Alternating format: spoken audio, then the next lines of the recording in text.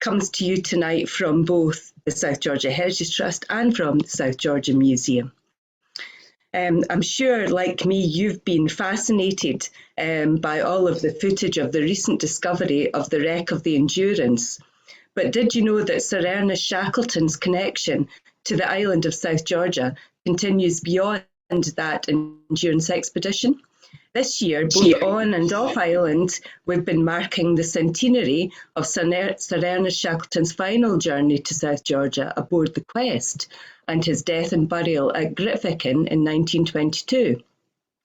I'm delighted to introduce this evening Dr. Jan Chojecki, grandson of John Quiller Rowett, a philanthropist who financed the Shackleton Rowett or Quest expedition of 1921 to 22.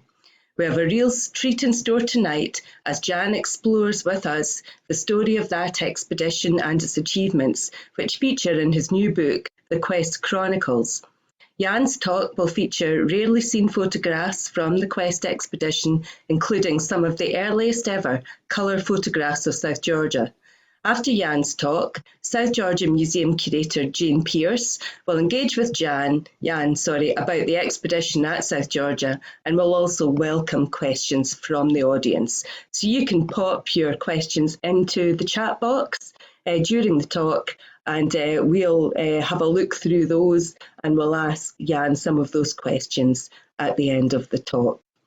Okay, so thank you, and without further eloquence, it's over to Jan, and we're all looking forward to this. Thanks very much.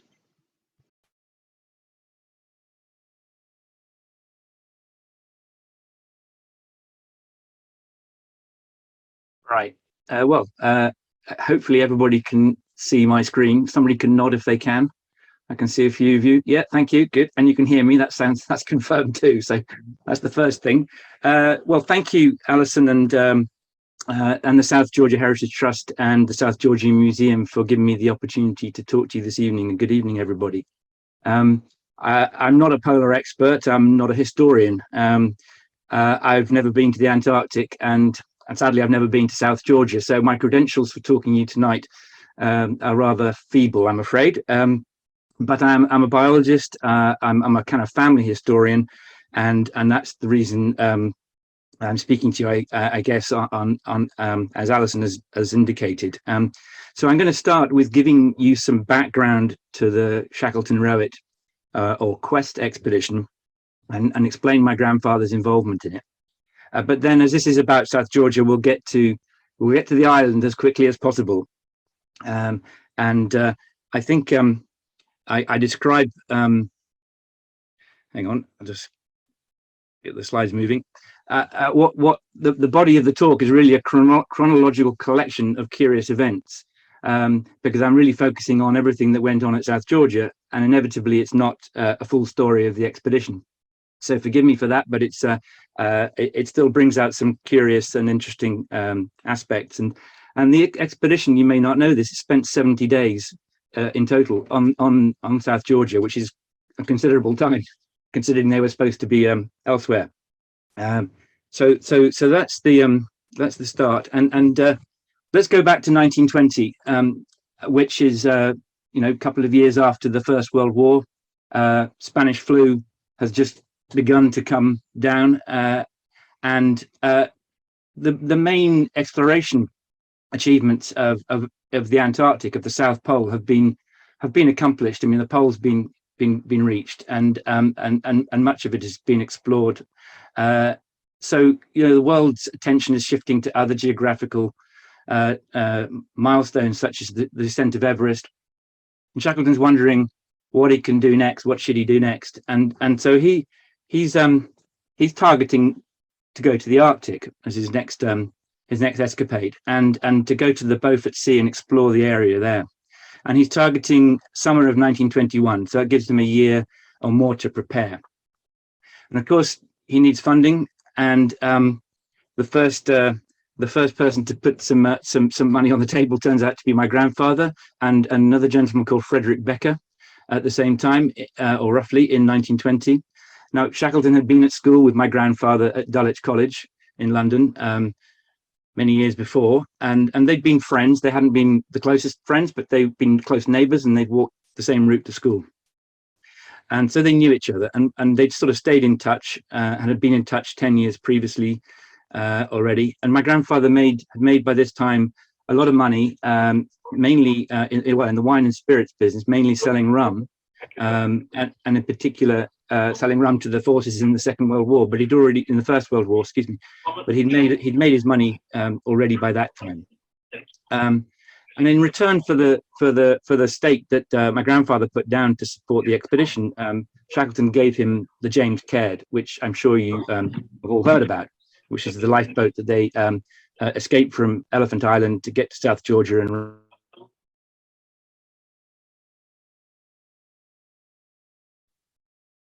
okay, did I manage to mute? Did you get some of that? Because I just realized I muted somehow. So where did you get to? Can somebody tell me? We heard up to your conversation about your grandfather's relationship with Sir Ernest Shackleton. Jan. Okay, so only the last few seconds, right? Thank you. If I'm right, then we're explaining his wealth, which was made in the wine and spirits business, and in particular selling rum to the forces in the First World War. But so as I say, in return for his contribution to the expedition, which was a small stake at the start, a cornerstone, if you like, Shackleton gave my grandfather the James Caird, which is the lifeboat that they used to get from from Elephant Island to South Georgia in 1916 to raise help for the stranded men of the Endurance.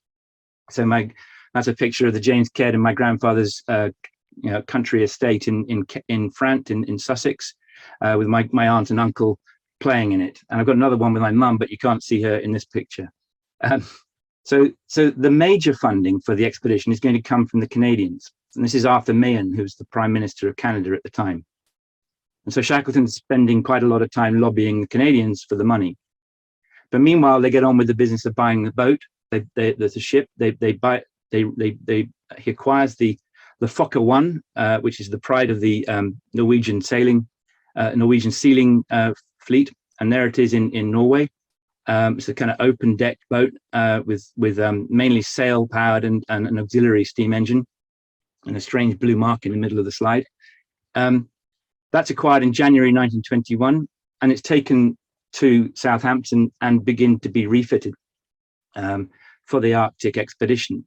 And the major changes are some superstructure added here, the bridge and accommodation on the deck, including cabin for Shackleton, and additions to the masts, to yards, and a lot of extra rigging and mast work to support the wireless, which the two wireless sets which Quest will carry.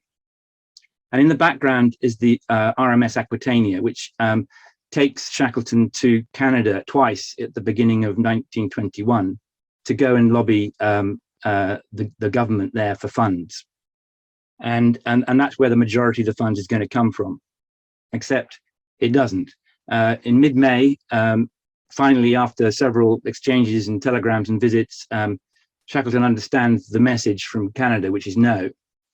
So he has no funding. He's not going to get away in the summer of 1921 to go north.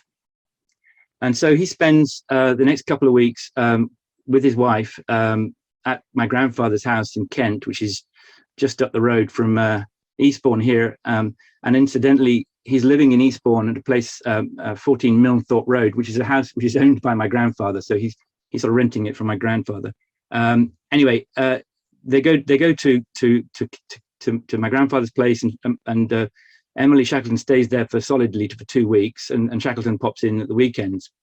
And by the end of May, my grandfather has agreed to finance the whole expedition. And the other big news is that they're not going to go north anymore. Shackleton doesn't want to wait till next year, and it's too late to go this year to the north. So he says, well, we'll go to the Antarctic, which is kind of where he wants to go anyway. And the plan is mysterious hairpin. The plan is to go south, explore some islands in the Atlantic, to dock at Cape Town and pick up supplies and restock, and then to make exploration of the Enderby quadrant, the coast of Antarctica, which has not been that well charted, to head back to South Georgia and then back to Cape Town, and then finally make a whole circumnavigation of the southern hemisphere of the Antarctic, and visiting islands along the way. And the purpose of this is, as well as charting the Antarctic coastline, is to examine the possibility of establishing wireless networks and refueling stations and depots and supply depots all around the southern hemisphere, which would be of significant economic value, also for long-range weather forecasting and so on. So it's quite a far-sighted and potentially quite useful plan if they'd executed it. They get to September and they're ready to go. The other thing that's happened, there's a lot of media interest, and Shackleton was excellent at whipping up the media. He had a lot of attention to the technology on the Quest and the equipment on the Quest, and also to the fact that he hired 2 Boy Scouts, which was the icing on the media cake, to become cabin boy in a national competition run by the Daily Mail. And so there's my grandfather watching Scout, Ma and Mooney raising the Union Jack, which was presented to them by the King and Queen on the 17th of September as Quest set sail down the Thames. And they head out into the Bay of Biscay and pretty soon find that Quest is underpowered. The engines aren't really sort of up to it, and it's not suitable for a open Atlantic ocean kind of expedition. It might have been fine for the Arctic, but not down there. So the first casualty is some of the crew who getting really badly seasick, and the first, apart from Scout Mooney, the younger Scout, the other casualty is JCB Mason, John Charles Mason. He's the photographer, the cinematographer, and this would be really important for the sort of public relations aspect of the expedition. His name's B Mason because his track record is in making films about bees, and he's not the obvious connection for the Antarctic. But anyway, that's his expertise. But he's not a great sailor, and at this point, this is the first mention of South Georgia. At least this early in this first hint that they might change their plans and go to South Georgia. And when they've docked at Lisbon for repairs, Shackleton says, "I think I might put Mason ashore on South Georgia to do a good film of the animal life." But unfortunately, he doesn't get as far as that, because by the time they get to Madeira, it's too much for Mason and Mooney, and they're both sent home without being able to continue with the expedition. So that's the first mention of South Georgia, and there's this kind of several weeks that follow when there's, what's the plan going to be? Are they going to go to are they going to go to Cape Town after all, as they plan, or are they going to head straight to South Georgia, which seems to be Shackleton's plan? There's another argument for that, which is if they go to Cape Town, they're going to be in an underpowered ship, be fighting against the currents, whereas if they go to Brazil and head down this way to South Georgia, then they're going with the current, which does make some sense. But we know that Shackleton's heart lies in South Georgia and the Antarctic, and that's kind of behind a lot of this reorientation of the plan. And this is them discussing on the deck, what the plan should be. I don't know if you can see this little hairpin, but I'm sadly can't get rid of it right now. Anyway, apart from the fact that the plans might be changing, they've lost the photographer and cinematographer. So Shackleton proposes to George Hubert Wilkins, G.H. Wilkins, that he might become the photographer as well as being the naturalist on the ship, on the boat. And so he tries to persuade Wilkins that it would be a good idea to go on ahead of the expedition and actually get to South Georgia while they're going to Rio for repairs, and to start doing some work there. And Shackleton, and so Wilkins isn't too keen on this. He says, talk of going to South Georgia is rot. And maybe go to the Aurora Islands. And if you've heard of the Aurora Islands, they were believed to exist somewhere between the Falklands and South Georgia, and hadn't been seen a couple of hundred years earlier by by a ship called the Aurora. So he's quite keen to see some unknown islands, but not so keen to go to South Georgia because it's been done, which isn't quite true. But anyway, so this kind of debate is going on. In due course, by November, Quest finally gets to Rio. This is Shackleton showing around Sir John Tilley, who's the British ambassador to Rio, and puts in for major repairs. And on the same day they arrive, Wilkins, the naturalist, and George Vibert Douglas, the geologist, depart straight away to Montevideo to head on to South Georgia. And they're clutching a letter here from Shackleton, which is written to anybody, but really intended for the whaling station managers in South Georgia, saying, please help my guys when they get there. And it's written on the note paper of the Wilson's dockyards, Wilson's engineers, that will host the repairs that are needed to the Quest. So we're going to go with Wilkins and Douglas to South Georgia, and they depart from Montevideo on the Woodville and reach Prince Olaf Harbour in South Georgia on the 8th of December, clutching their letter of account. And well, I guess most of you will be familiar with the geography of South Georgia. This is the island, and all of these labels are really places that were visited or were a part of the story of the Quest. So they really, one way or another, they got to quite a lot of the key points of the island, certainly around the coastline, and so we're going to be touching on most of those in the talk. But Prince Olaf Harbour, where they first arrived, is up here. It's the Lever Brothers whaling station, and so a lot of what I'm going to talk about that I put together over the last few months and years is the story from different sources, in particular the diary of Wilkins, which is at Ohio State University in the Bird, Polar and Climate Research Center there. And he's got quite difficult to understand this type of writing, and so fortunately a gentleman in Australia, Phil Van Duren, has been transcribing these diaries, and I have and others do as well, collections of Wilkins photographs. So what I've been doing is connecting the stories in the diaries to the stories in the photographs and trying to make sense of it, and so it's been a lot of fun. So one of the first ones that pops up is the day of arrival in the diary. He talks about meeting Dr. Matheson, a tall grey-haired man that he once met in a flat in the West End of London. He doesn't remember me, and I'm not going to mention it to him, for I'm sure he would feel embarrassed. And I'm sure that's not quite meant how it sounds.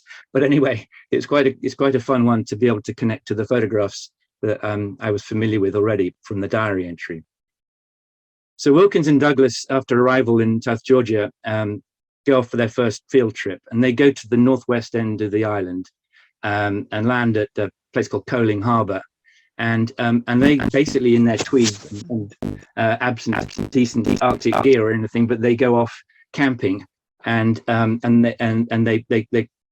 move along the coast, and then they move inland, treading in deep soft snow, and finally reach Rosetta Harbour, where they're picked up by the whalers and taken back. And this is their first trip, and here's where the sort of the diaries and the pictures start coming together. So this is one taken on the 10th of December, and well, the entry in the diary is about the bird, which is, when it's finished molting would be dark brown except for its face and neck. And I read that and I thought, I remember that, I know that picture, and that I'm pretty sure is the bird in question. And then another one. He's describing reaching the top. This is Ice Bay, the same day, 10th of December, and he notices, looking down from the top, a number of sea elephants on the beach packed together like a lot of pigs. And here you can see a lot of pigs lying at the bottom of the cliff, bottom of the glacier in Ice Bay. And this is the first autochrome or color picture, which, as Alison alluded to, Wilkins was, taking color photographs on this expedition, and there are very few color pictures from polar exploration before that. This is not polar yet, but it's still the expedition. And this is a color photograph taken by color autochrome method photograph taken by Wilkins. So a couple of days later, they, as I say, were back in Prince Olaf Harbour, and here's a day trip by Wilkins out to the Bay of Isles, and he's photographing petrels nesting, and there's a petrel nesting, and so yeah, a couple more days later, and he and Douglas then leave Prince Olaf Harbour and start visiting the whaling stations all down the coast to Leith, Stromness, Hustvik, and eventually to Grytviken. On the way, they meet some well-known names. I'm sure some of you will know way better than me, but they meet at Leith. They meet Leganger Hansen. I think someone's called him the King of South Georgia. Stromness, they meet Peter Searle. He was the gentleman who hosted Shackleton and Worsley and Crean on arrival in 1916 when they made their crossing of South Georgia after arriving in the James Caird. And they meet at Grytviken Edward Binney, the magistrate who pops up in various parts of the story, and the manager of the whaling station called Fridtjof Jacobsen. And I've just put the star here to remind me, I think, and I hope I'm right in saying that that Jacobsen was the father of one Solveig Gunbjörg Jacobsen, who was born in 1913, who I believe was the first person to have been born on the island, but I may be wrong. But so that's just interesting stuff. And so we're moving on now. So when they got to Grytviken, Wilkins and Douglas split up, and Douglas went south. The geologist, he was interested in the geology of the southern part of the island, and he went to Green Bay, also known as Doubtful Bay, and camps down there. And he didn't keep as much of a diary, but his work is written up, and we'll come back to refer to that. But he did quite a lot of surveying of the island there.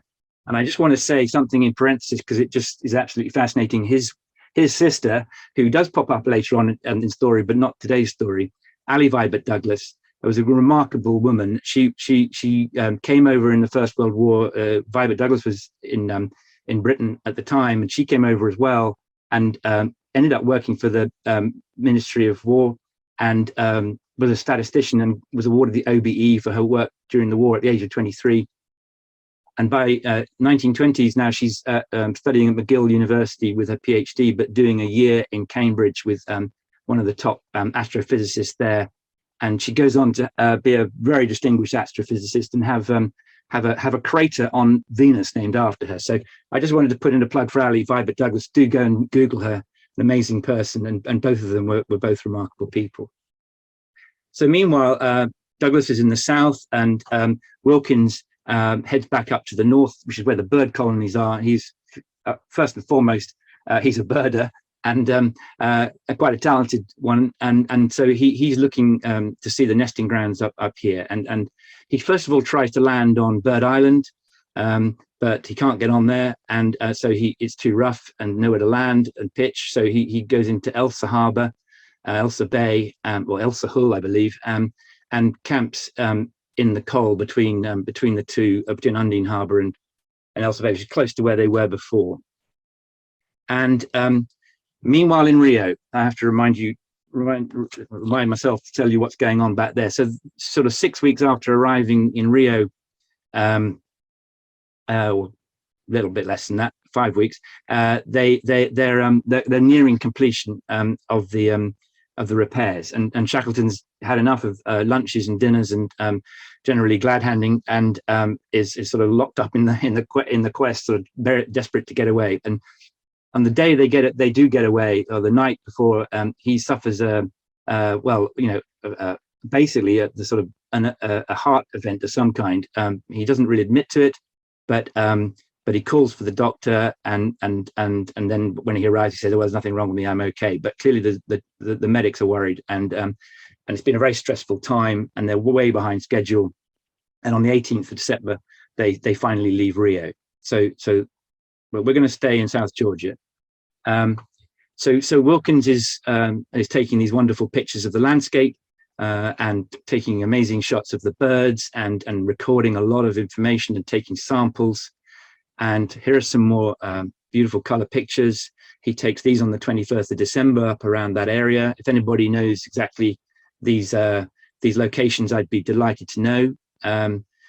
And he carries on observing particularly mollymawks and albatrosses, and the grey-headed mollymawk apparently has not been so widely studied, so he's getting quite excited after all his skepticism about coming to South Georgia. And he writes on the 23rd of December an entry recording his taking of a giant petrel. That presently one came over flying low, and I waited till it was quite close, and then let drive. It toppled over and over, falling almost at my face, quite dead. And there it is. That is the bird. That is specimen 81, collected at Elsa Harbour. And if you don't believe me, there it is, number 81, Elsa Harbour, 23rd of some of the dates on here. There it is up here. This is in Wilkins' handwriting. And I got to thank Joe Cooper, Dr. Joe Cooper of the Natural History Museum at Tring, who let me in to the museum collection there. They have several hundred Wilkins collected bird specimens, and we had a fantastic day there putting diary to birds, and there's a lot more work to be done. So if anybody can help us get a student to spend some time doing that, that would be wonderful. But it's really, really interesting bringing the story of these specimens to life. So yeah, and then carry on photographs. This is one where in the diaries, Wilkins' diary, he talks about a miniature waterfall and a rapid as it rounded a bend and would on a sunny day making a charming picture. And I thought, I remember that. And sure enough, he goes back and photographs it. And there it is, the photograph, 27th of December.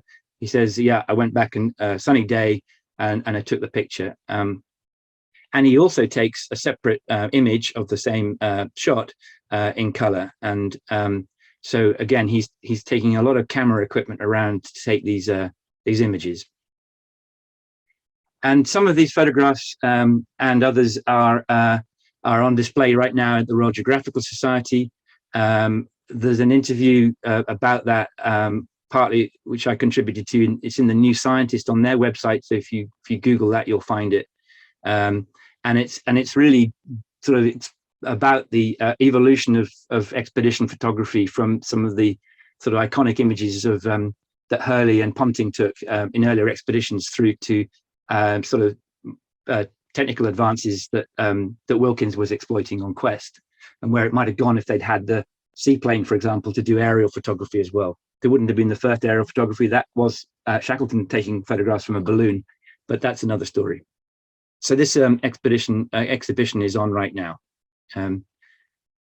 So moving on to later in December, and Wilkins is still in the north, and he comes across Captain Hansen, who is the whaling station manager from Leith, who is on an egg collection hunt, and records that Hansen and his men have collected 3,000 albatross eggs in a couple of days.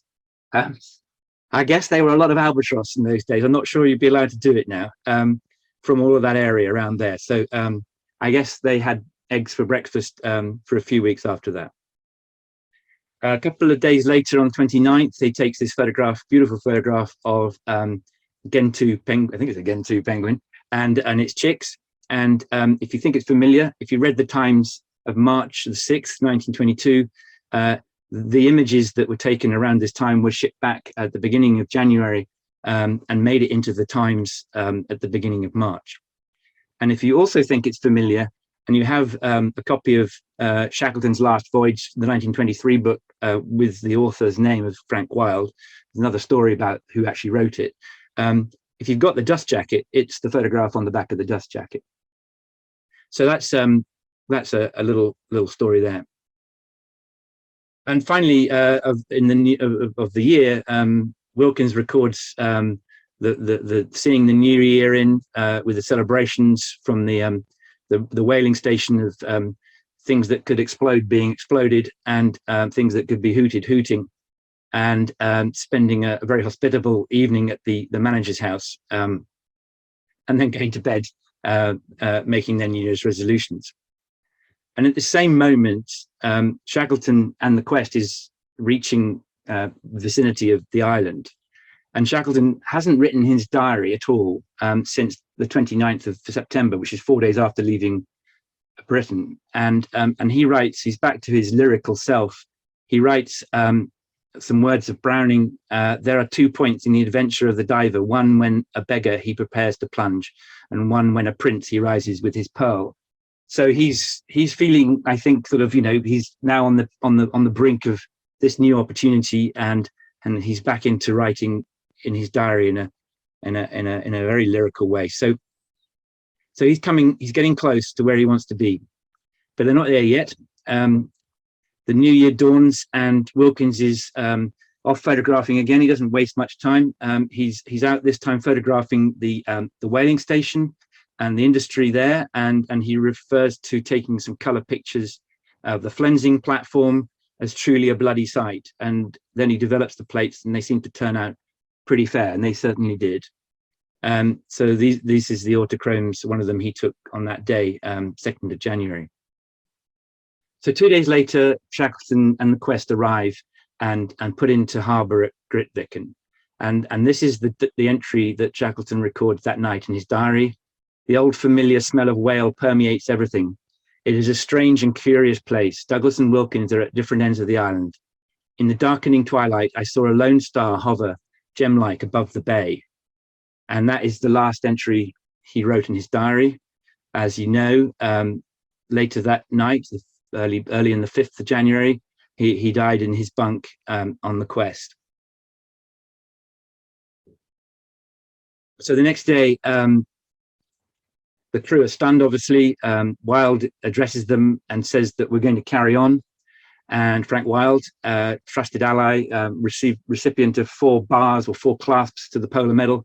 And he's going to carry on the expedition as John Quiller Rowett would have wanted.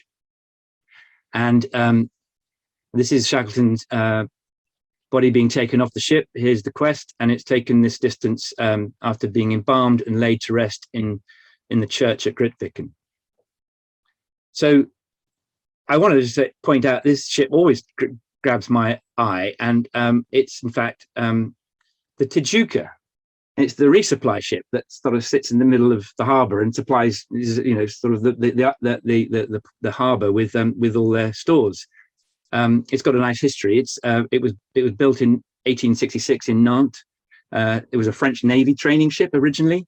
It was bought by the Argentine Fishing Company in 1908, and eventually, after 80 years of service, it was wrecked near Brazil. So what a story that has, and this is a lovely picture of this amazing ship. So some of these things are in the background, but I think they've got fascinating stories to tell. On the 12th of January, this is Wilkins off again with his camera, the movie camera this time. He goes off in the Lorca, which is a whaling ship belonging to the whalers there, and they take him off for a day trip to see the whales and see them being harpooned and brought ashore, and there's one being marked, the carcass, while they go off collecting more, and they come back, towing 6 or 7 whale carcasses behind a single ship. And the whaling industry, according to this placard for the eventual film that's made, accounts for 3,000 whales per year. So things have changed, but it's a fascinating insight to the industry, and Wilkins was recording it for the purposes of the research aspects of the expedition. And while this is happening, he's off on the 12th there. Quest leaves Grytviken on the 10th. They head via Cumberland Bay to a place known only to themselves as Deer Cove, where they do a bit of illicit reindeer hunting. The reindeers have been eradicated much later. They were introduced, but they were a source of food, and I guess the Quest was beginning to stock up for heading off to the Antarctic. And they also get to Leith. They obtain cold weather gear there. At Husvik, they obtain coal, and then they head back to Leith and get some ice gear, which is made for them in the workshops. And again, the whalers are very practical chaps, and they're very helpful, and they fit stoves to the wardrooms on the Quest, because the Quest is basically unheated, So that's going to be welcome when they head out to the Antarctic. They then go to Grytvik and finally down to the south end of the island prior to departure via Cooper Bay, which is here on the southeast tip.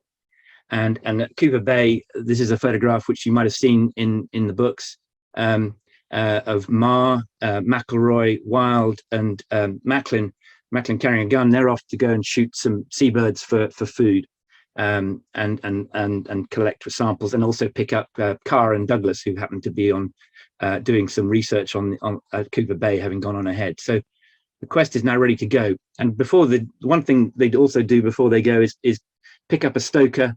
He's billed as a Shetlander, but apparently he comes from London.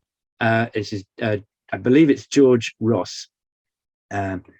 So they got one extra man on board, and to do the heavy lifting in the coal bunker. And this is the last sort of sight they have of South Georgia on the 18th January as they disappear, leaving Drygalski Ford at the entrance of Larsen Harbour.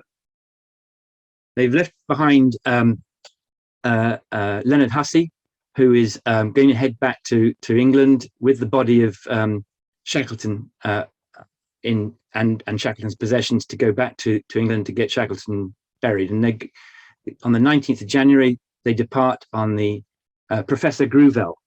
And this is my opportunity to tell you a bit about Professor Gruvell, who've always wondered who he was. And it turns out he's a pretty heavy duty marine biologist. He was an expert in barnacles and for the Natural History Museum in France. And he's the vice president of the French Colonial Merchant Marine and Fisheries. And he's the chair of the Whaling Commission and for French West Africa, and the Committee for Protection of Flora and Fauna. So he's a grand fromage in the French biological science sphere, and it's quite right that he should have a fantastic boat named after him. So January, is the end of January. Hussey gets back to Montevideo, and the news of Shackleton's death is spread around the world, and there's reactions all over, of course. And George Marston, his reaction is to give this picture he painted of the Endurance at Grytviken Harbour to my grandfather, and there's the Endurance, and there's now the modern iconic picture of the Endurance we've just seen the last few days. And he describes that he actually went back on board the wreck of the Endurance to collect this picture, which he'd drawn, which he painted before it sank, and then he carried it across the ice and during the time in Elephant Island. So he'd kept that with him, and then gave it in February to my grandfather. And the other thing he writes on the back here, which is what he says, Sir Ernest Shackleton death took place in this harbour in January, and his body will be laid to rest there. So the point about this is that by the time he wrote that in February, the news had got round, but also the decision had been taken by Lady Shackleton that they would bury Shackleton back in South Georgia. So Hussey does a about turn, and by 27th of February he's back, and Shackleton is lying at rest in the church. And a week later, he's buried in the cemetery there. And again, you know the story. He's buried at north-south angle compared to the normal east-west, as a nod to his polar achievements. And this is Mrs. Arberg, the wife of the Dr. Thomas Arberg on South Georgia. She's the only woman on the island, and she's bringing fresh flowers to Shackleton's grave. And again, they're sort of very hospitable people, the Arbergs, as well as all the other islanders, to the crew of Quest and others.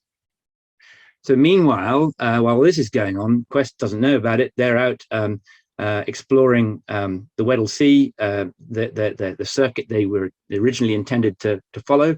They don't really get very close to any coastline because the pack ice is too thick. To cut a long story short, they do pay a visit to Elephant Island, and but that's kind of the circuit, and they don't achieve a huge amount at this point in time. And today's centenary, 29th of March, 100 years ago, they are roughly at this position. They're moving faster than the Quest has ever moved before, because the seas are really pushing them. It overruns the engines the whole time. So they're going a great lick, and they're roughly halfway to South Georgia on the way back today. So that's today's centenary. And now we're coming to the sort of second and final chapter of the stint in South Georgia. They reached the island on the 6th. First of all, they arrive in dense sort of fog, and they can't figure out how far they are from the island. So they hover for a couple of days, and finally then trust themselves to go in. But they reach the island on the 6th and find out about Shackleton having been already buried, and Hussey's back there waiting for them. So they have a few days of leisure, repairing, resupplying, coaling, a little bit of coal at Leith. And then they go to Stromness. They get a pig and a reindeer. This is preparing for the departure again, but they sort of get stocked up with them from Peter Searle. They get some heavy-duty load of coal, 90 tons, a lot of coaling going on, a lot of shoveling in the stories there, and everybody putting their turn in. And also Wilkins dispatches some of his biological specimens back to the Natural History Museum. So that's a second lot that he's sent back, actually. And some of the things I showed you already there, that they would have been dispatched at this time.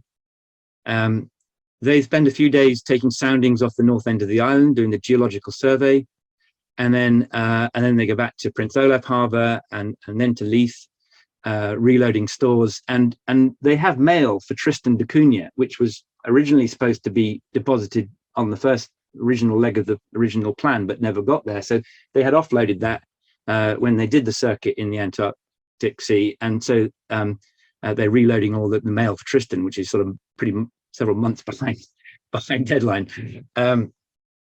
Anyway, and then they finally head to Grytviken on the 2nd of May. Oh, I think I'm drawing on this. I don't know what's happening. Oh dear, I don't know where this is coming from. Something's interfering with my. I hope you can't see it, but if you can, I apologise. I think it's a drawing thing. We'll have to ignore it. So yeah, during the leisure program, they have a football match between the South Georgia Shetlanders and the Quest, and the Quest wins 1-0 owing to an own goal.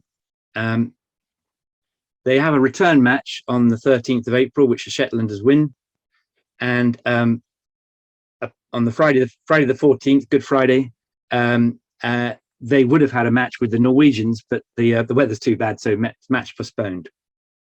So this is today's finding. I'm delighted to be able to show you the lineups for the match on the 9th, and this is it. And so many of the Shetland United players rather on the left are actually pallbearers of Shackleton's pallbearers. So you might recognise some of those names, and they're playing a very aggressive. Both sides are playing a very aggressive 2-3-5 formation.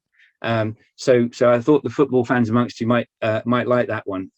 More analysis to be done there, and this comes from Christopher Naisbitt's very extensive and insightful log. Oops. So they still have an eye for the research, and this is Wilkins carrying on photographs, taking moving pictures. There's some stills on the right. And referring in his diary to some moving pictures that he took of albatross mollymawks, giant petrel, should prove of interest.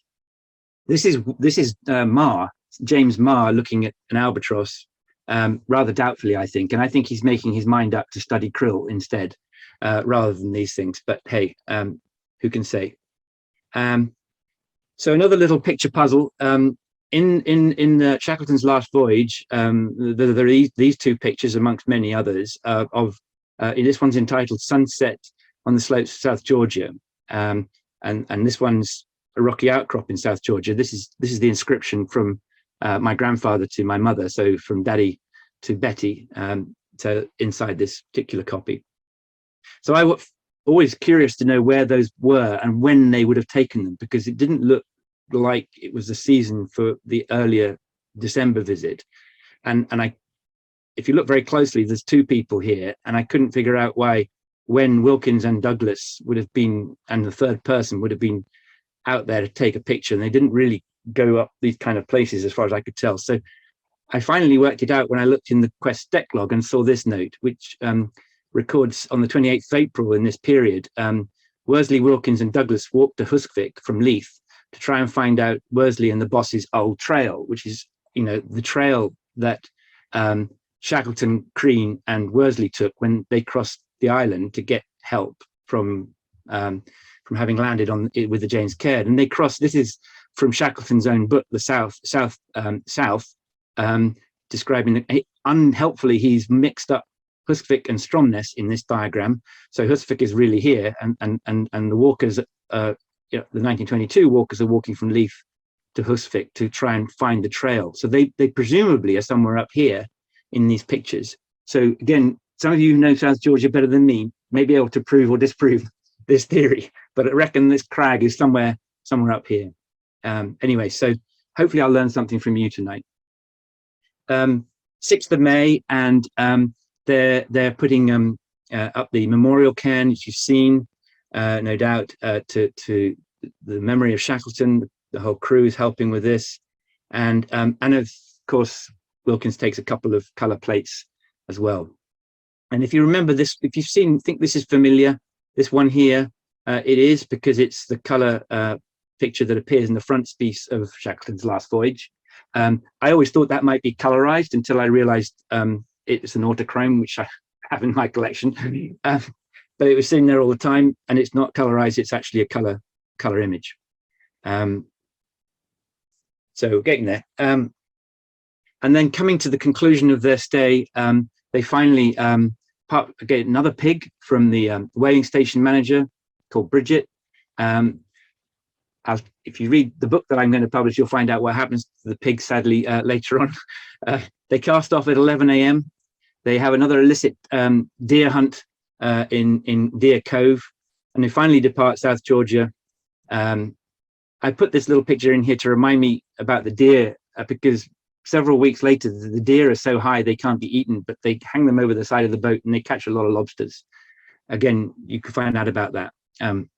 But it's not final departure. They do return the next day, because they find they got halfway away from the island and find they've still got the magistrate's dog, Mickey. So they return Mickey, and then they do finally get away after a fishing trip down in the southern end of the island here. And that's it. That's the goodbye to South Georgia for the quest. 70 days, on the island. I've got two final slides, very briefly, to summarize the scientific outputs. The geology was written up and published, but not until 1930, in 13 papers in this edition, this volume here, published by the British Museum. And then the biological samples, there was hundreds of biological samples that made their way back to the Natural History Museum. And the interest of them is that they are very diverse taxonomically and geographically, and that is of considerable interest still today. And they do, along with the other collections from other expeditions, form a very solid base, which underpins a lot of Antarctic and oceanic research still. So, they did have value, and there was a lot more that came back than people might assume at first sight from their knowledge of the quest story. And there's a little article that appeared in on the date of Shackleton's, the centenary of Shackleton's death, in the Natural History Museum online. There's a website, the website you can check out, which referred to some of those stories I mentioned about putting the birds and the diaries together. And my final slide is here.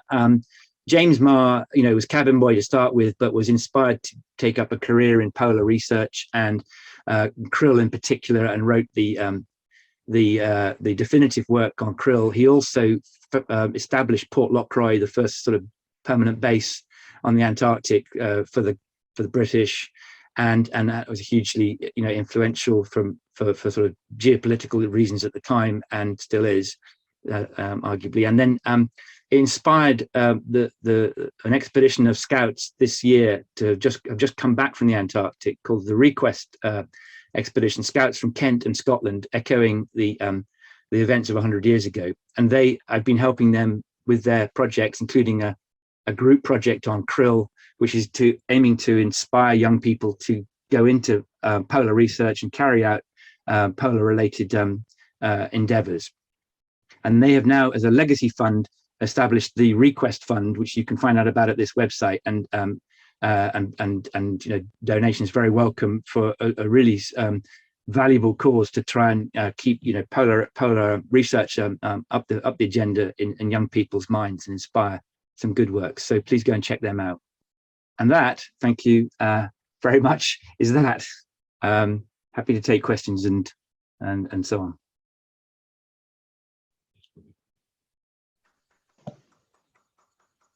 I see Jayne. Hello, everyone.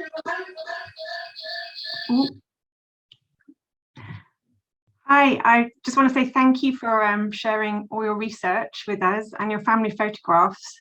As someone who's been lucky enough to look at lots of photographs of South Georgia and looking through lots of museum archives, it's really nice to see some new footage, especially the autochrome images are really beautiful. And what I found really interesting is I've seen that Hope Cross image with the colour, which looks like it's a fake colour, but now we know that it's a real image from the actual time. It's really fascinating and really nice to know.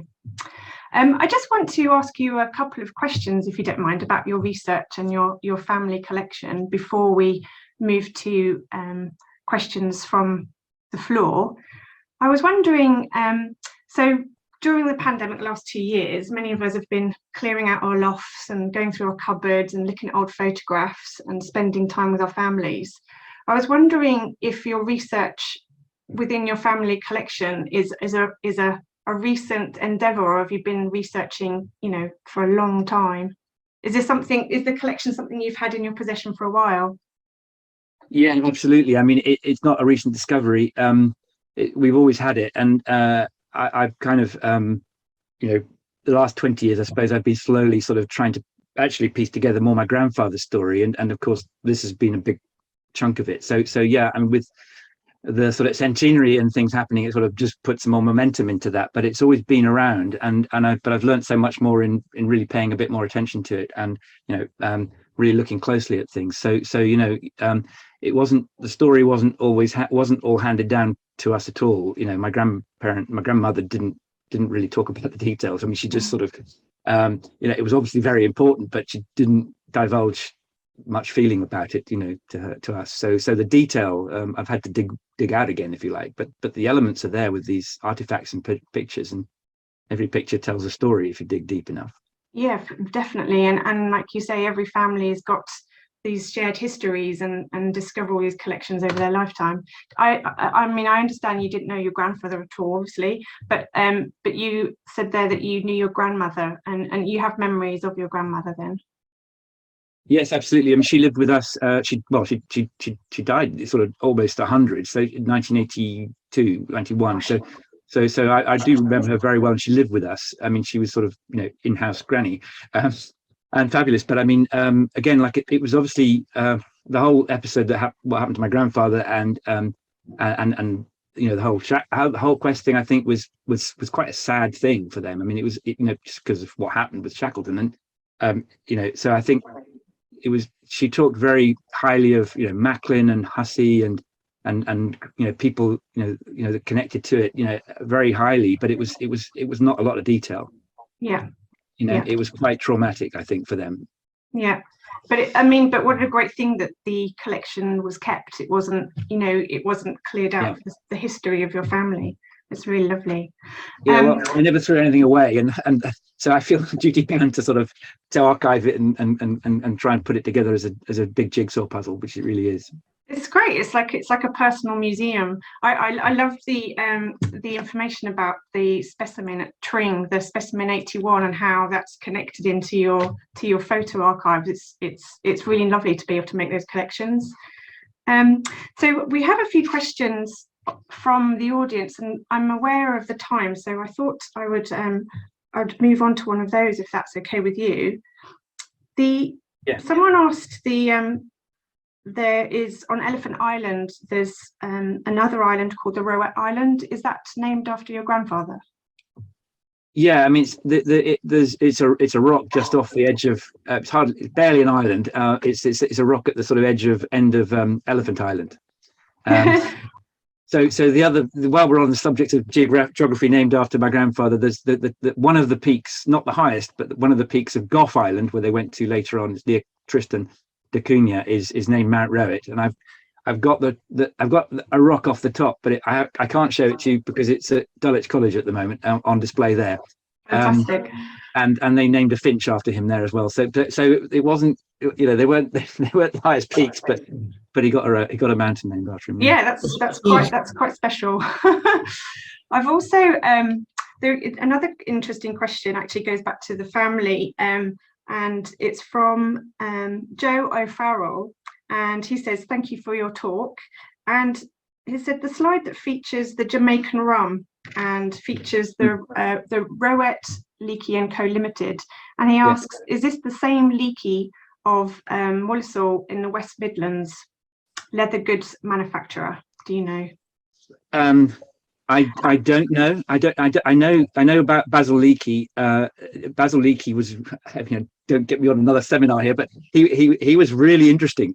Basil Leakey was, so my grandfather had two business partners. It was Lawrence Legg, and that was Rowett Legg Co, and then Rowett Leakey Co was the other one. And Leakey had this, so he was his business partner in the wine and spirits business, but he had this double life as a guy called Alan Adair, as a prestidigitat, a magician. And he did entertainment, and he was an entertainer, and he's called Alan Adair. And he started the Adair Wounded Fund in after the First World War, which was entertaining wounded troops, and it was a charity, and it ran for 20 plus years. And the first event that the Adair Wounded Fund organised was at the Wigmore Hall on the 18th of September 1921, which was the day after the Quest departed. And there's a fantastic paper, I think it probably did appear on my website at one point, but about that event. And he had this completely parallel life. I mean, in fact, he even entertained the Scouts, who were all made it to the final of the essay writing competition for the Daily Mail, for the Quest competition. Anyway, I go on. Fantastic. It's all connected. But I don't think he's the leather guy. Yeah, so the leather guy, apparently, he supplied the harnesses for Captain Scott's ponies in the 1912 Terra Nova expedition. So it'd be interesting to trace to see if they're all connected as well, actually. That is fabulous. Yeah, must follow that up. Yes, I've got it written down. Jan, I'm going to ask the next question. Have you visited Sir Ernest Shackleton's grave in South Georgia? No, I've never been further south than, I suppose, Buenos Aires. Maybe a bit further, but no, I've never been to South Georgia. I'd love to go. In my mind, I've been, but never been. So, if I was you, I've been there. It's a lovely place. It's a special place to visit. I've been to a lot of places where you're talking about, and I really believe, as a family member, get down there, visit his grave. It's a lovely place, and do it, please. Yes. It's on the bucket list, definitely, and it's very close to the top of the bucket list. I've got one. I'm going to have one more question here. A question from Ingrid Nixon, and you talk about the Wilde's account of the Quest, and there's a question of who wrote that. Yeah. And she asks, what is the alternate story there? Do you know about that story, or is that something for you to research further into? No, I know about the story. I suggest you, if I'm is that another talk? It's going to be in the. It'll be explained fully in the book. It was. I mean, Wilde had a small hand in it, but it was really written by others. Amazing, isn't it? Okay. So lots of people saying congratulations and thank you for your fantastic talk, and everyone's enjoyed themselves. So I think because of the time, I'm going to hand back over to Alison to just close. But at the end, everyone, if you want to ask any questions of Jan or myself, or you've got any other questions, then do get in touch with us both. They're on the chat. I mean, you're going to capture those, aren't you? Yes. Because I'd like to be happy to answer some of them I'm seeing flash past. Yes, they're flashing past and I can't quite see them all. Yeah, well, we can do it offline. Okay, so I'll hand back over to Alison. Thank you so much for the talk. It's wonderful. Yeah, well, it's delightful. Sorry, I couldn't No, see anything. absolutely second that. Thank you so much, Jan. That was just brilliant. I just thought it was fascinating and incredible to think that the planning for the voyage was changing even after it had begun. And I think what was so enjoyable was just to get to know some of the personalities that were involved in that expedition, and also your grandfather and his family as well. See the photos and find out all the different things they got up to at South Georgia as part of that. It really brought them to life. It was just brilliant. In particular, I just enjoyed so much to see the lineup of those football teams. And a big called Bridget. I mean, just amazing. Wonderful. Thank you so much. It was just really humorous and fascinating talk. Brilliant. Now, if anyone would like to find out more about the Quest and Shackleton, then you can visit the South Georgia Museum website, where there are 2 excellent online exhibitions that were created in collaboration with Jan. And you can also visit the Quest Chronicles site at questchronicle.org.uk. And this year, Jan's going to be publishing a book about Shackleton Rowett expedition. Jan, could you tell us the timing of the book's release? Not accurately, but I'm hoping after June, around June sometime, maybe as late as September, but I'll probably miss out August. But yeah, it'll be in the summer. I'm not sure yet. It's on the way. It's happening. Wonderful. Anyway, so you'll be able to get all of this information from us. Just drop us an email. We can put you in touch with Jan, or you can contact him through the Quest Chronicle website that you can see there. Yes, so thank you once again, Jan, for just a fantastic talk. And thanks everyone for joining. See you soon. Cheerio.